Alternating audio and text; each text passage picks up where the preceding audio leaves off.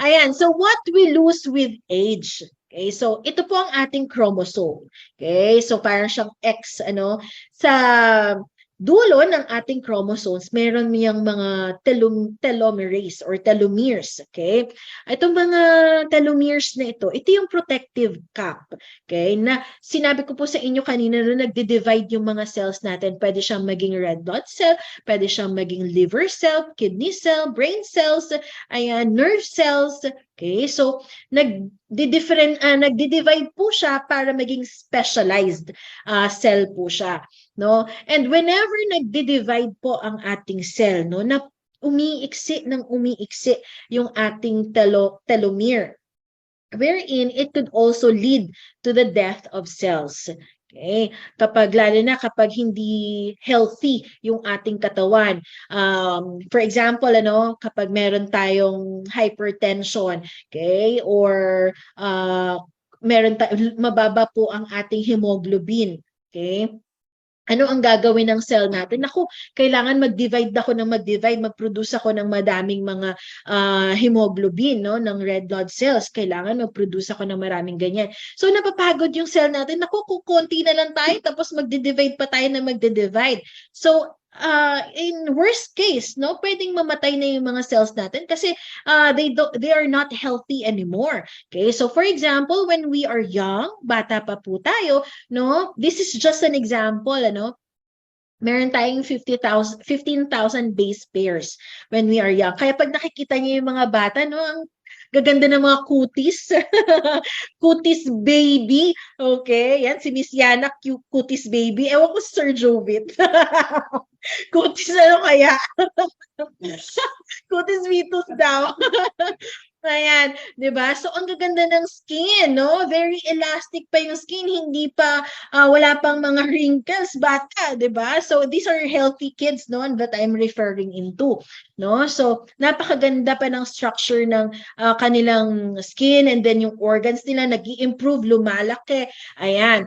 Tapos naging teenager na sila. Okay? So syempre, lumalaki din yung organs nila, nag-i-improve din yung organs nila, kakailanganin din ng cells 'yon, no? So nagdi-divide yung mga cells, and at the same time bumababa na yung cells natin, no?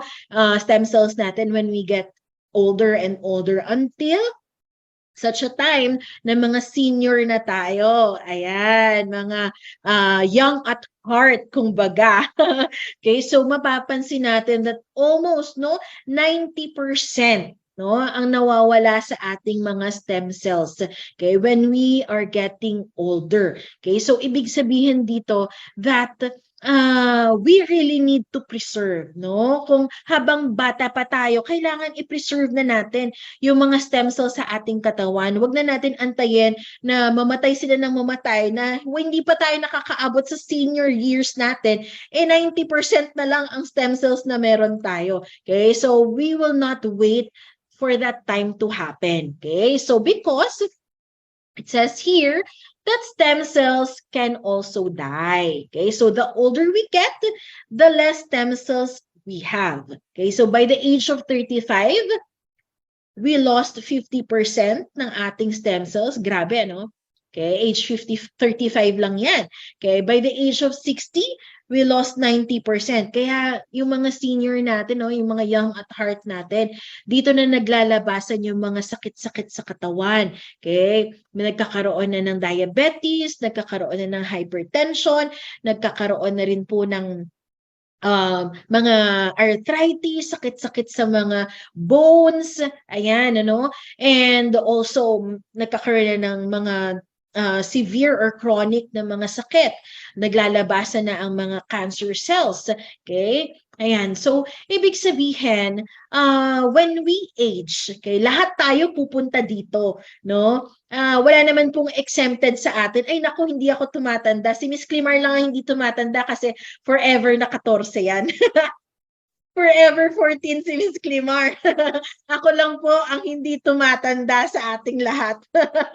Okay, exempted pala, Ayan, so lahat po tayo, pantay-pantay tayong we will really get to that age, no? And dito mafe-feel mo na, parang sakit na ng kasukasuan ko, meron na akong shoulder pain. Ayan. And with the foods that we eat nowadays, mga toxic foods na kinakain natin, naku, for women, usong-uso talaga ang mga PCOS, ayan, or premenopausal na mga syndrome or diseases, di ba? So, ang dami ng mga lumalabas na mga sakit nowadays na dati naman wala, no? Pero ngayon talagang medyo dumadami na yung mga different kinds of diseases and pababata ng pabata na yung nagkakaroon ng mga sakit na ito. It's because of the food that we eat, the toxins that we get, especially in our surrounding, the smoke and all, 'di ba? Ang dami mga toxins sa mga paligid natin. Okay? So, the less stem cells we have, the faster we age, okay? And then the slower we heal. Okay? Kaya yung iba, no, bata pa lang pero mukha nang matanda. No? Or bata pa lang ang dami ng sakit. Okay? It's also because of the stem cells that each one of us have. Okay?